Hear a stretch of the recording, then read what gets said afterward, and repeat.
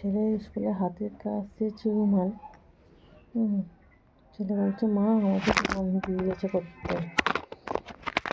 আমি বললাম ঠিক আছে, চিন্তা করতে পারে না, তোমাকে দেখিয়ে দেবো, তুমি আমার দেখে দেখে একটা করবে। তাই আমি একটা করছি, আমার দেখে দেখে ছেলে করবে।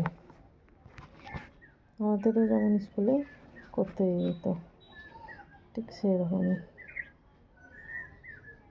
কেমন হচ্ছে একটু বলবেন তো? চেন সেলাই দিয়ে করছি। আমাদের যেমন বেল্টগুলো স্টিলের ছিল, তার আগে বেতের ছিল, এখন প্লাস্টিকের বেল্টগুলো হয়ে গেছে, তাই না?